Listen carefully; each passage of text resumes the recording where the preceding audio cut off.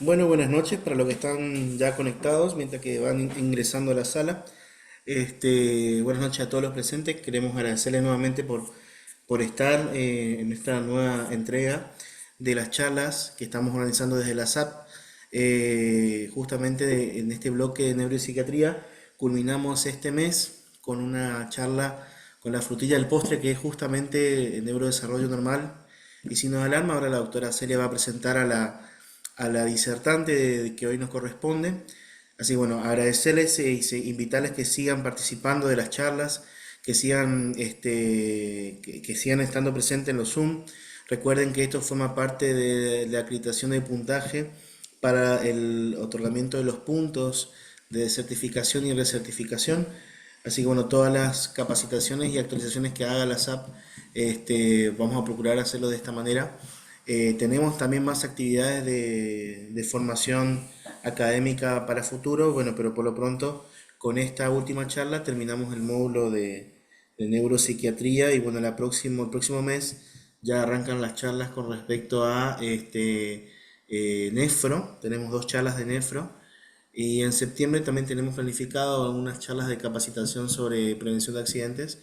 Y también tenemos en agosto dos charlas con respecto a lo que es concientización de la lactancia materna, que también queremos invitarle que participen. Vamos a hacerlo a modo de mesa redonda con tres disertantes de lujo que son referentes en cuanto a lo que es lactancia materna.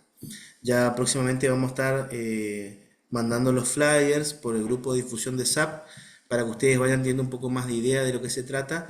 Así que bueno, estén pendientes de eso, vean por ahí cuando se manda material por el grupo de SAP para estar al tanto de las actividades que van a ir surgiendo. Y bueno, nuevamente agradecerle a todos ustedes por la presencia. Así que bueno, le doy lugar a Celia para que presente a la disertante. Celia.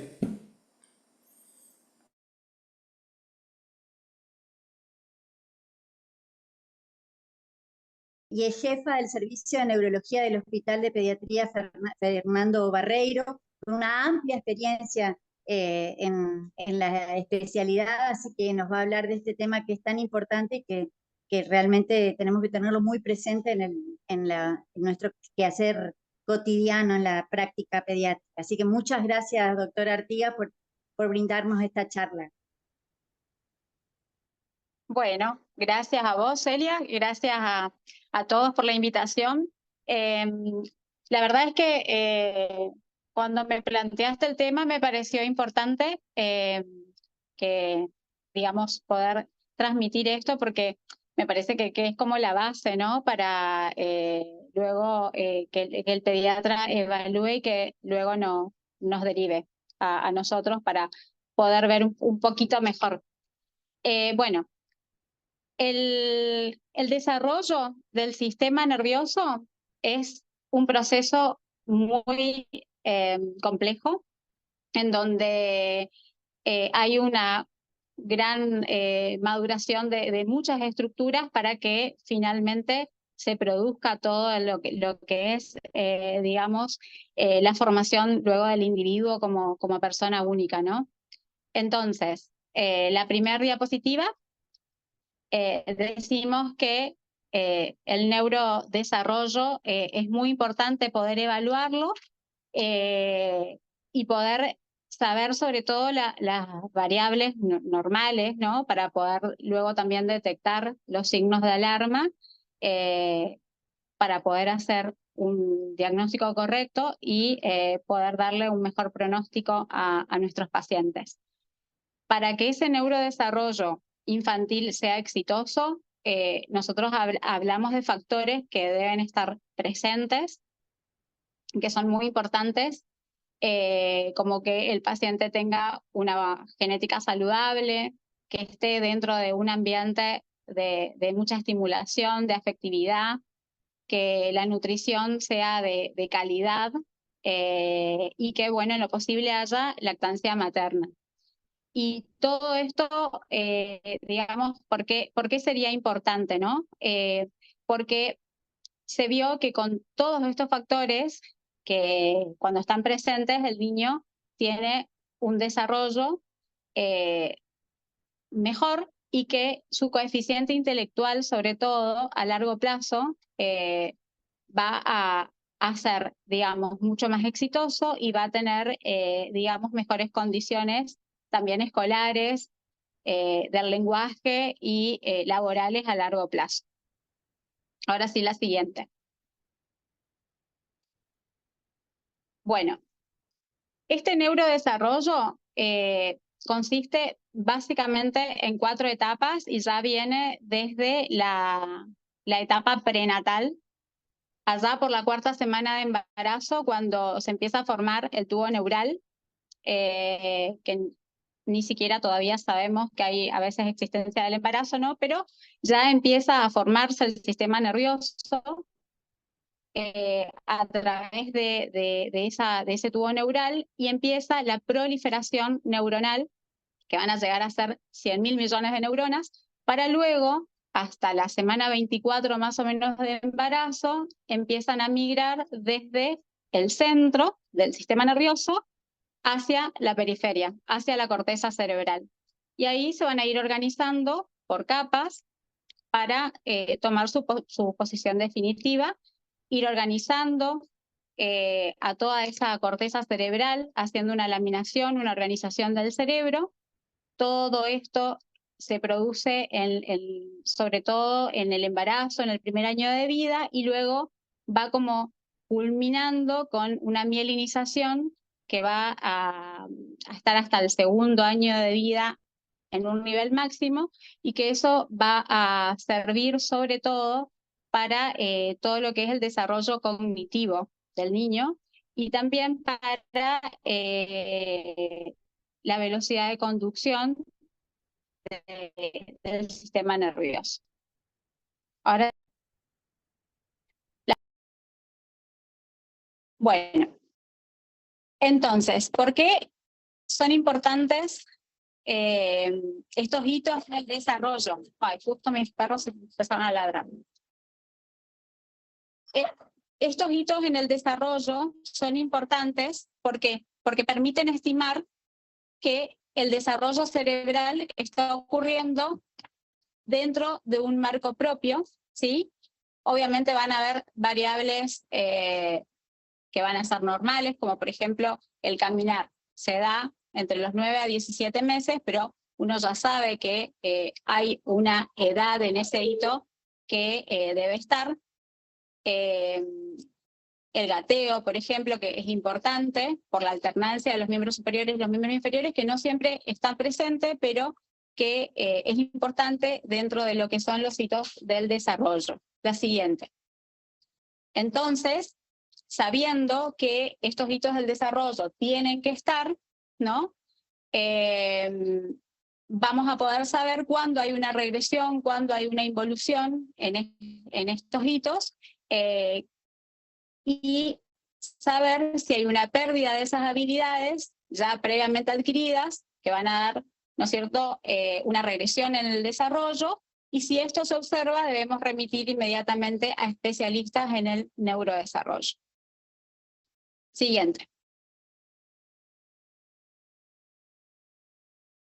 Bueno, también, aparte de los hitos en el desarrollo, siempre decimos que es importante también valorar el perímetro cefálico. ¿Por qué? Porque nos permite identificar micro o macrocefalias que también son muy importantes en algunas patologías, ya sean las neurodegenerativas o en las que, en síndromes genéticos como el síndrome de Rett, donde está presente la microcefalia, y que hay una regresión, por ejemplo, en la parte motora. Entonces nos permite también orientarnos a diversas patologías neurológicas.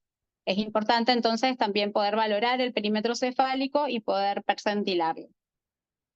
Siguiente. Entonces, valorando a todo lo que son estos hitos en el desarrollo, vamos a poder tener algunos signos tempranos de alarma, que generalmente, ¿cuáles son los signos tempranos de alarma más como específicos o que le damos como una mayor importancia generalmente en el examen? Son los de tipo motor. Por ejemplo, que el paciente presente un pulgar cautivo, ¿sí? La dominancia que esté antes del año. ¿Qué nos va a decir que haya dominancia antes del año?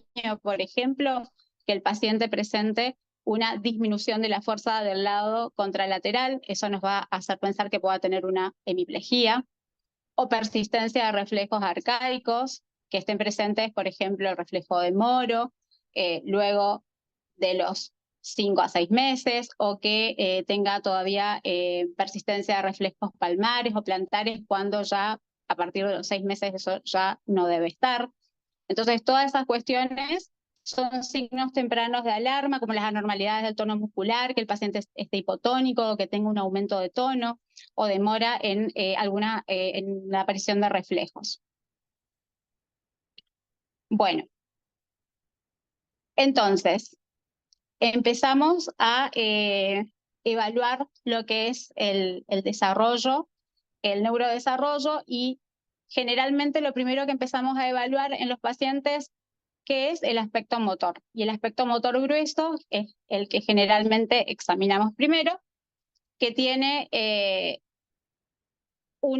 digamos, es cefalocaudal, o sea que sabemos que va a ir de cabeza a los pies. Lo primero que generalmente se evalúa, que es el sostén cefálico, para luego que el bebé se siente, camine, ¿sí? Entonces, esto es básico para mantener el equilibrio, para mantener la postura, para el movimiento, y como les dije recién, permite controlar cabeza primero, sentarse, gatear, caminar, correr, saltar, subir escaleras y así sucesivamente. Así que es muy importante, digamos, evaluar esta parte motora gruesa, que ya nos va a dar bastante información si el paciente está haciendo un desvío de la normalidad. Luego, también es importante que evaluemos el aspecto motor fino, que así como el anterior es cefalocaudal, este próximo distal permite sobre todo el uso de las partes individuales del cuerpo, como el uso de las manos, requiere una coordinación oculomanual para manipular objetos, para encastrar, para tapar, destapar. Entonces, sabemos del desarrollo motor siguiente, tienen edades específicas, ¿sí? Edades que en el motor grueso se va a dar a los 3 meses con el control cefálico, a los 6 meses se mantiene sentado, a los 9 meses ya se sienta por sí solo, gatea a veces, el 20% no lo hace, a los 12 meses camina, a los 18 meses sube escalones, a los 2 años baja escaleras y corre, a los 24 a 36 meses ya puede saltar en 2 pies, y a partir de los 3 años a 4 salta en uno solo. El motor fino, a los 3 meses el bebé tiene línea media, a los 6 meses puede transferir de una mano a otra un objeto liviano, a los 9 meses ya aparece la pinza gruesa, a los 12 la pinza fina, pulgar índice, a los 18 meses puede armar torres de 2 o 3 cubos, y a partir de los 3 a 4 años ya ata pasadores. Siguiente.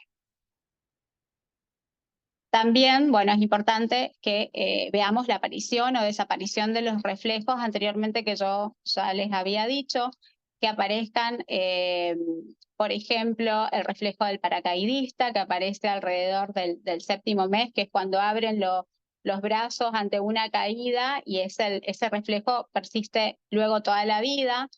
Que desaparezcan reflejos ya que son arcaicos, como el de Moro, el palmar, el plantar, que tienden a desaparecer cuando hay ya una mejor organización cerebral, y eso ya la persistencia de esos reflejos después de los 6 meses ya nos debe dar una alerta que algo está pasando, ¿no?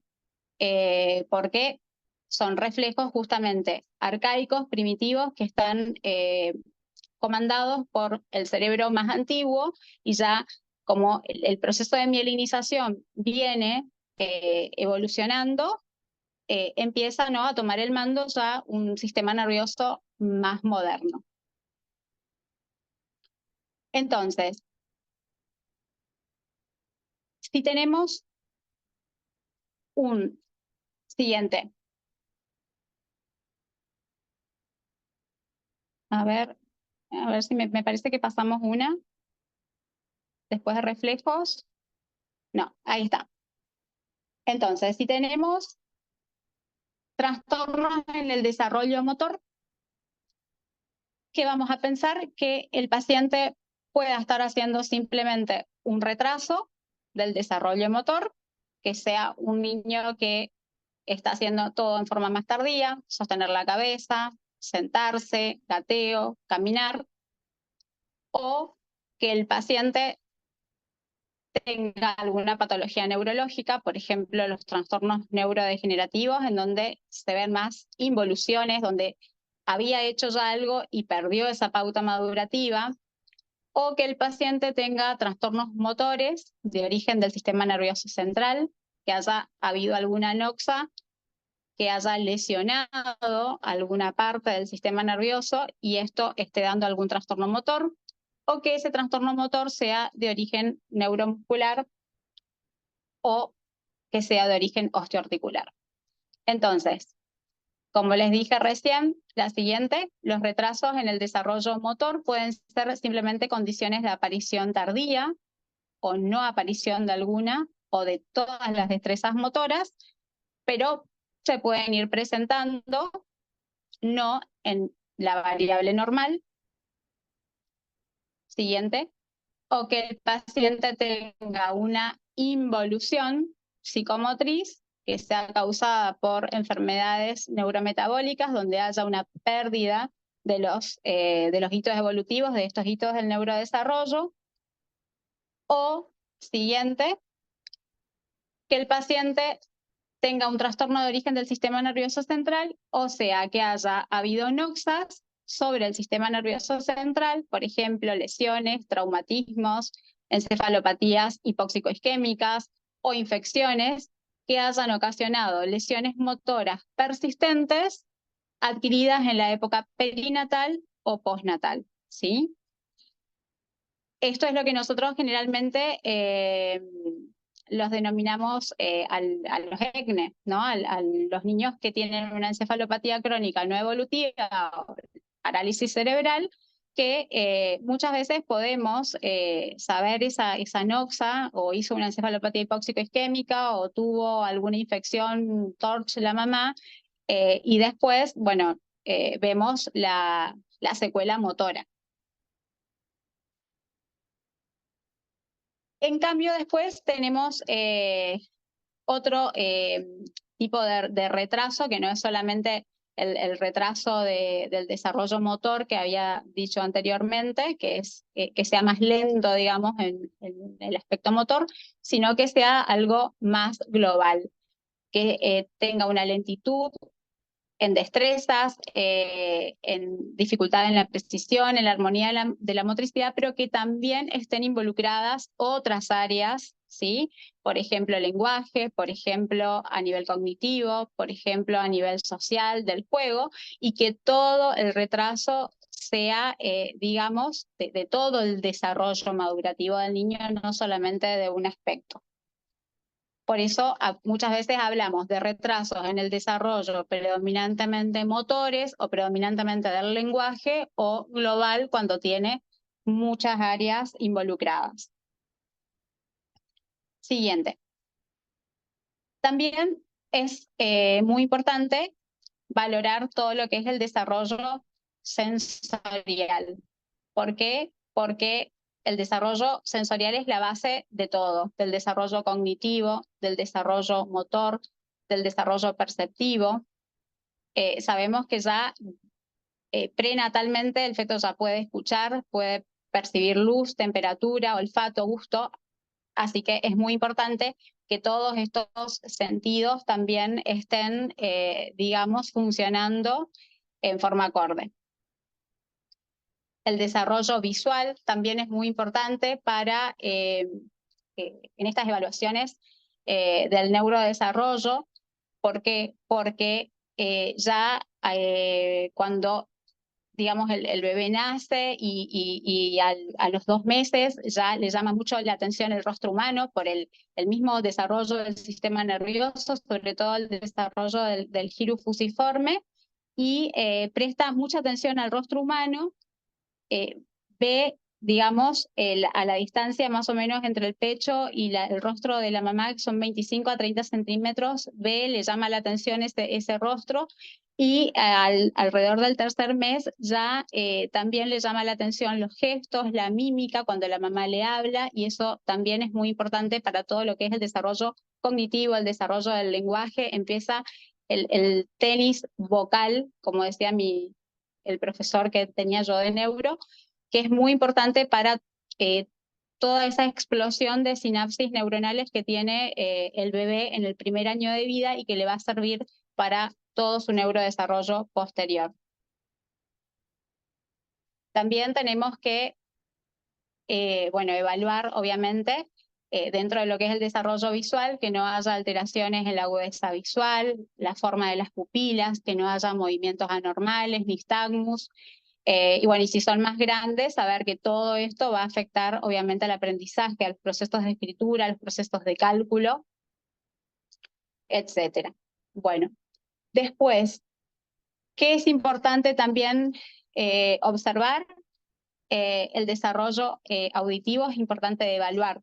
¿Por qué? Porque obviamente es una causa de alteraciones en el desarrollo del lenguaje, y eso, como yo siempre digo, el desarrollo del lenguaje también es como la pata de la mesa, ¿no? Si el lenguaje está alterado, también se va a afectar todo lo que sea cognición, juego, aspectos sociales.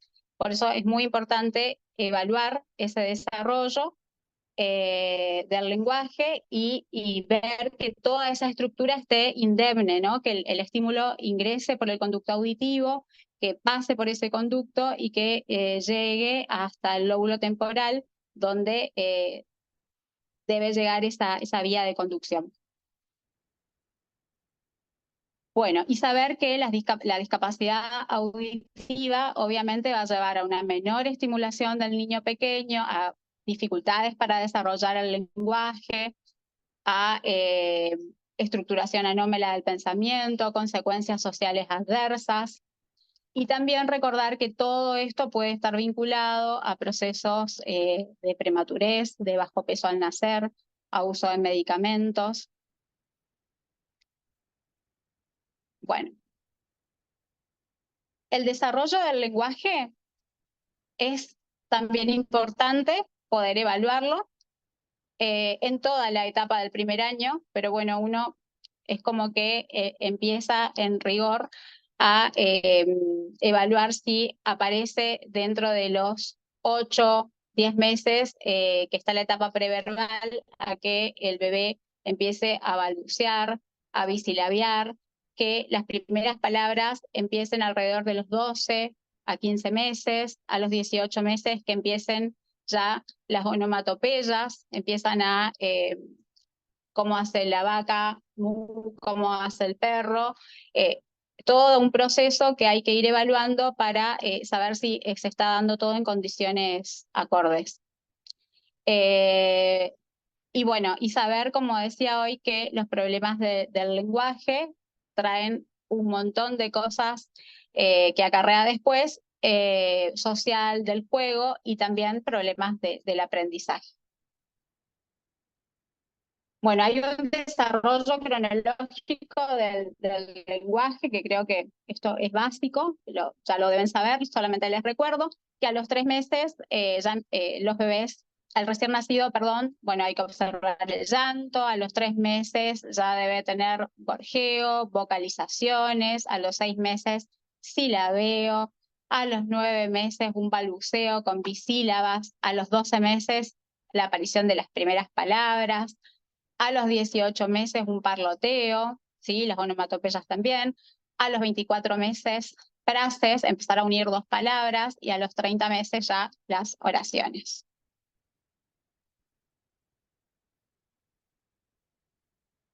Bueno, y si todo esto no está, digamos, apareciendo o no apareció en tiempo y en forma, vamos a pensar en que el niño pueda estar haciendo o un retraso en el desarrollo del lenguaje, que eso hablamos hasta aproximadamente los 3 años, ¿sí?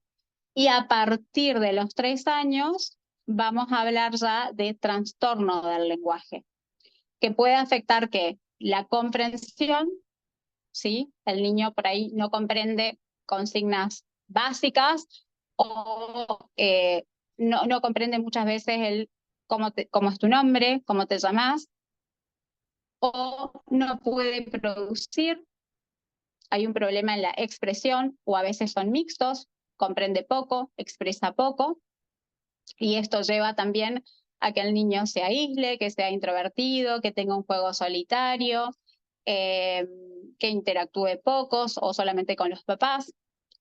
Y también lo que decía hoy, ¿no? Que no hay que confundir estos trastornos del lenguaje con retrasos en el desarrollo del lenguaje, que a veces son hablantes tardíos, pero no, digamos, no tienen un trastorno, sino que van más lento en la adquisición, o tienen problemas articulatorios, o tienen dislalias, o simplemente tienen disfluencias como el tartamudeo. Todo esto puede producir problemas sociales, de regresión, de baja autoestima. Y hago hincapié un poco en esto todo el tiempo del lenguaje, porque muchas veces nos llegan pacientes que tienen trastornos del lenguaje severos, pero, por ejemplo, tienen intención comunicativa, o sea, intentan comunicarse gestualmente, ¿no? El lenguaje no verbal.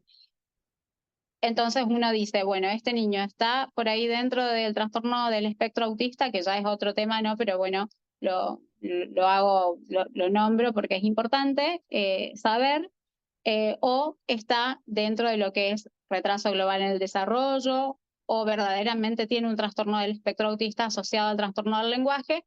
Muchas veces hacemos que trabaje ese lenguaje 6 meses, 8 meses, 12 meses, y luego, después de un trabajo del lenguaje, todo lo otro va como desapareciendo y uno deja de sospechar trastorno del espectro autista.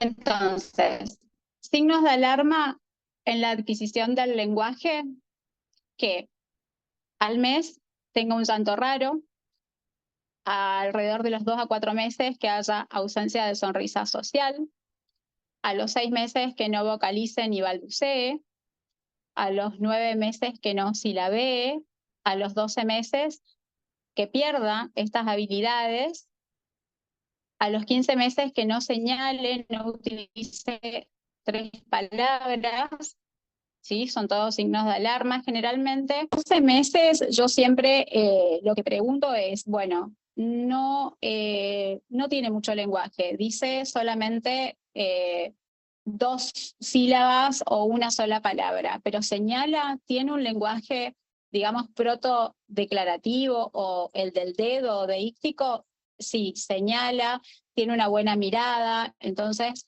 bueno, uno tiene como más chances de que ese paciente no esté mostrando los primeros indicios o las primeras señales de trastorno del espectro autista, ¿no? Sino que por ahí simplemente está haciendo un retraso en el desarrollo del lenguaje.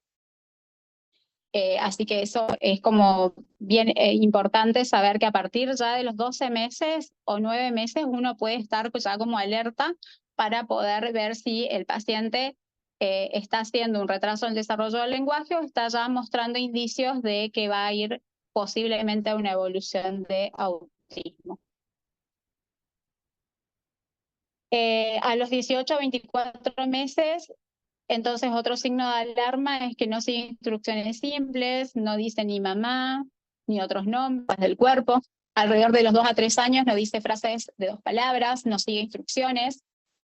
Después de los 3 años sustituye una palabra por otra, tiene un uso incorrecto de las palabras, o después de los 4 o 6 años que no hable correctamente, bueno, eso debería ser un gran signo de alarma porque ya estamos estableciendo, ¿no?, todo lo que es el inicio de la lectoescritura, y si no tenemos un buen lenguaje, no vamos a tener probablemente una buena lectoescritura, porque ahí ya tenemos lo que es la conciencia fonológica. La conciencia fonológica es, digamos, cómo uno tiene incorporado el sonido, ¿sí?, de la letra. Entonces eso también es muy importante para que después haya un buen aprendizaje, una buena lectoescritura, así que eso hay que corregirlo en forma urgente. Bueno, y luego por último, también lo que siempre tenemos que evaluar es todo lo que es el desarrollo social, que era lo que hoy venía hablando un poco. Entonces, a los 3 meses ya debemos saber que los bebés pueden lograr la sonrisa social. A los 6 meses ya tiene la risa social. A los 6 meses esa risa ya es de mirar por ahí al rostro humano y que pueda, digamos, tener ese feedback de sonreír ante el extraño inclusive, ¿no? Mirar a los ojos, sonreír, y se ríe espontáneamente entonces en presencia de personas. Estos gestos sociales hay que tenerlos en cuenta porque a los 3 meses entonces ya sonríe, a los 6 meses se ríe, a los 9 meses puede imitar, qué linda manito, a los 12 meses señalar el lenguaje del dedo, a los 15 meses puede voltear, voltea ante, digamos, el estímulo del otro, a los 18 meses muestra. Eso es lo que nosotros llamamos atención conjunta, la atención conjunta de mostrar lo que está haciendo a los papás, que es, digamos, un buen indicio de desarrollo social para pensar que si, por ejemplo, está hablando tarde, pero tiene una buena atención conjunta, probablemente tampoco tenga autismo, sino que sea un niño que está teniendo algún retraso en el desarrollo del lenguaje, y nada más. Y bueno, y a los 24 meses el juego simbólico, que inicia el juego simbólico alrededor de esa edad, y luego el juego imaginario a los 3 años.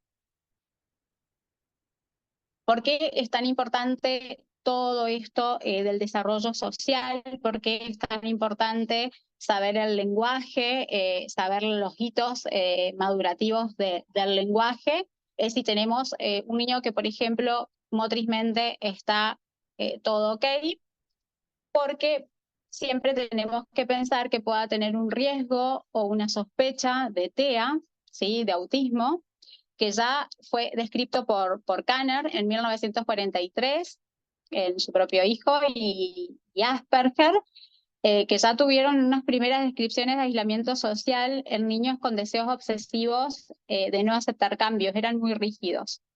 Tenían conductas muy repetitivas, con un lenguaje anormal, o inclusive había ausencia del lenguaje verbal. Luego Asperger asoció todo esto a la falta de empatía, a un lenguaje pobre, a que sean ingenuos, poca habilidad para ser amigos, ausencia de habilidades sociales o interés desmesurado por ciertos temas. Son como muy obsesivos con los que le interesa y se vuelven sabiondos y genios en lo que es de su interés. Entonces, luego de todas estas descripciones, obviamente fueron evolucionando las escalas, y hoy en día se usa las escalas del DSM-5 como criterio para poder diagnosticar TEA. A grandes rasgos, les digo que los criterios que se utilizan son el déficit persistente en la comunicación social, en la interacción social, que tenga patrones muy restrictivos o repetitivos de comportamientos o intereses restringidos. Todos estos síntomas deben estar presentes en las primeras fases del desarrollo y todo esto debe causar un deterioro clínicamente significativo en lo social o en otras áreas, ¿sí? Y nada de esto se debe explicar por otras causas como trastornos del desarrollo intelectual, o sea, déficit cognitivo, o que el paciente tenga un retraso global en el desarrollo, pero que no cumpla los criterios de autismo.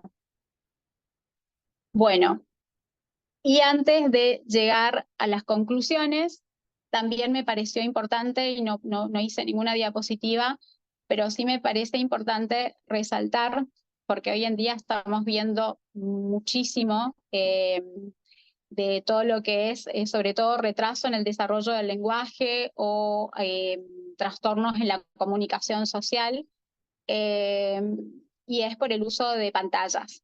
El uso de pantallas, bueno, bien se sabe que hasta los 2 años es nada, pero no solamente creo que debemos saber los hitos en el desarrollo motor o los signos de alarma, en la parte del lenguaje social y demás, sino también preguntar y repreguntar cómo es, digamos, la estimulación de ese niño, cómo juegan con ese niño y cómo lo estimulan, ¿sí? Los padres.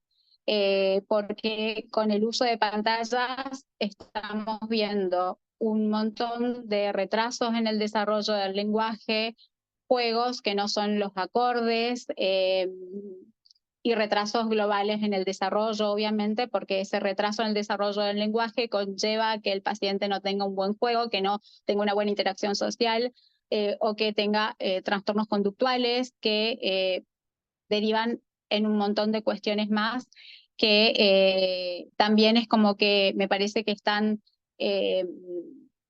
tapando o uniéndose a todo lo que son estos hitos en el neurodesarrollo y que a veces uno no pregunta, pero está como muy, digamos, metido en la actualidad, ¿sí? Por eso, como conclusión, bueno, hay que evaluar al paciente, hay que alertar, hay que prevenir a tiempo, hay que hacer una intervención temprana de todos estos problemas, porque más temprano llegamos, podemos utilizar esa plasticidad neuronal que tiene el niño, que es máxima hasta los 5 años, y podemos cambiar un montón el pronóstico de ese paciente pediátrico y le podemos dar un mejor futuro en todo su desarrollo.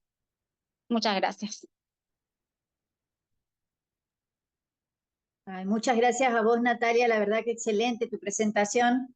Y yo justamente hablando de esto que vos nos habías mencionado por último, te quería hacer la pregunta esa clave de que ¿cuáles son los motivos de consulta más frecuentes en los trastornos del desarrollo que te llegan a la consulta? Porque sabemos que ustedes reciben pacientes de toda la provincia y bueno, ¿y cuáles son los motivos más frecuentes que ustedes están viendo de retraso en el desarrollo? De retraso en el desarrollo, ahora lo que más estamos viendo, por eso hice hincapié en las pantallas, es del lenguaje. Vemos 3, 4, 5 pacientes sobre 10, 12 de retrasos en el desarrollo del lenguaje o de trastornos del lenguaje después de los 3 años, es lo que más vemos. Después eso puede derivar en retrasos globales de desarrollo, pero vemos es del lenguaje. Eso es lo que más estamos viendo.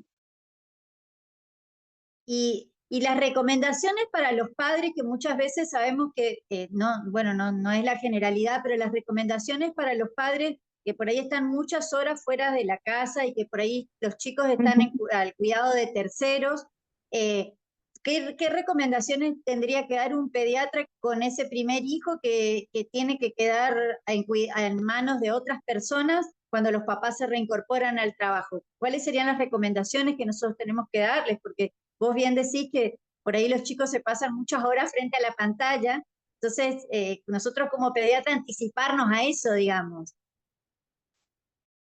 Mira, yo como siempre hablo con los papás, ¿no? Es difícil con el trabajo diario que uno hace de muchas horas, por lo menos cuando llegan del trabajo, tratar de sentarse a jugar media hora, ese tiempo que tengan, que se sienten a jugar sin pantalla, sin tecnología, sin nada, y ese juego por ahí de interacción. Ay, no sé si se me cortó. Celia, ¿me ves? Ahí. Ese juego por ahí, no sé si me escuchan. Hola. ¿Sí se le escucha? Ok. Sí, se te escucha. Este juego que hay un feedback, ahí hay una interacción, es re importante para la estimulación del niño, pero que si está al cuidado de abuelos, de niñera o alguien que lo cuide del cuidador, que trate en lo posible de hacer ese juego también, que estimule la atención conjunta, no sé. Yo siempre les digo, bueno, el burbujero por ahí no es nada del otro mundo, pero a través de los gestos, de las muecas, del muy bien, bien exagerado, de estar pendiente de que si el niño explota la burbuja, ese juego por ahí es re importante porque estimula un montón la atención conjunta o encastrar o el contar cuentos, cantar canciones, bueno, que traten lo posible de alejarlo de la tecnología y hacer ese juego, aunque sea un rato, eh, el cuidador, ¿no? Para que esto esté, digamos, todo en pleno funcionamiento, lo que es social, ¿no es cierto? Y de paso estimulas el lenguaje, porque ¿quién no le cuenta un cuento al hijo o canta canciones? Eh, es algo básico y no es nada del otro mundo.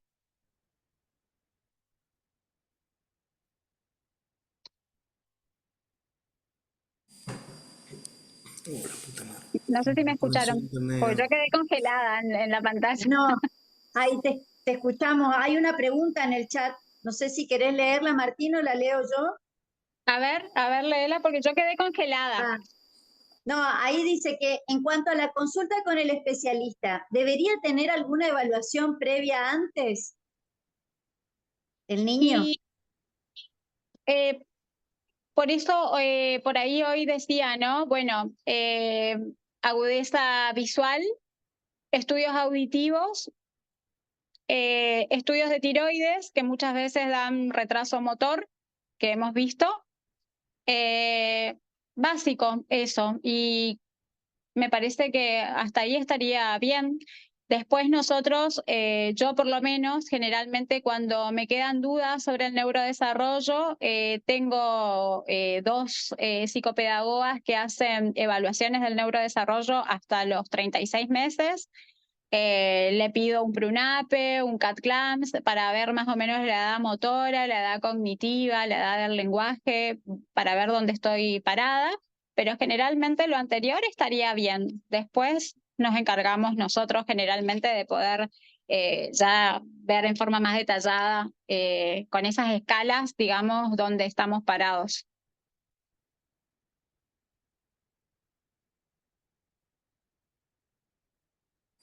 Después también hay otro comentario capaz en el chat que dice justamente que, bueno, agradece la charla, que desde la NEO intentan y es un estándar de cuidado, el cuidado del neurodesarrollo, pero que es difícil llevarlo a cabo, cómo conseguir personal entrenado para tal fin. Y que no tienen, por ejemplo, logopedas. ¿Lo qué? Logopedas. Ajá. Bueno, sí, es cierto. Es cierto, sí, para algunas cosas por ahí es mucho más fácil acá, obviamente. Eh, bueno, los pacientes, yo, por ejemplo, los pacientes del interior que los veo, que los derivo a estas dos chicas que yo decía, que ya trabajan con nosotros, porque generalmente hacen la evaluación en un solo día. Entonces, el paciente del interior por ahí se puede evaluar en un solo día con esas escalas y ya, obviamente, más el examen neurológico y demás, ya es más fácil poder tener un pantallazo de dónde está el paciente parado. Pero sí, yo lo que decía por ahí era lo básico, ¿no? En el interior de evaluar la agudeza visual, evaluar la audición. Nosotros a veces, hoy vi un paciente de 3, 4 años que no tenía ninguna evaluación auditiva y tenía un retraso en el desarrollo del lenguaje, por ejemplo. Y no era del interior, era de acá de Posadas. Bueno, perfecto. No sé si alguien tiene alguna otra pregunta más o alguna consulta. Puede abrir su micrófono también. No sé. A ver si hay otras preguntas.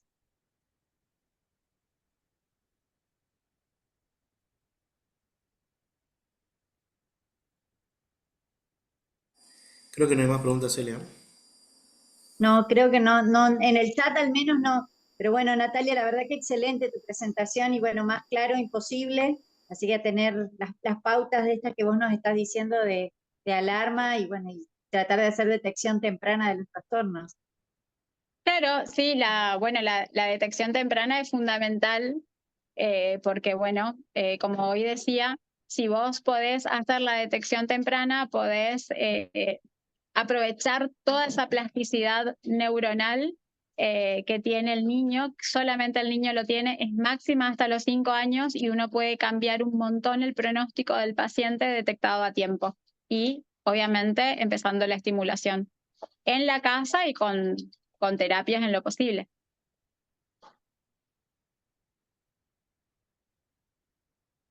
Sí, excelente.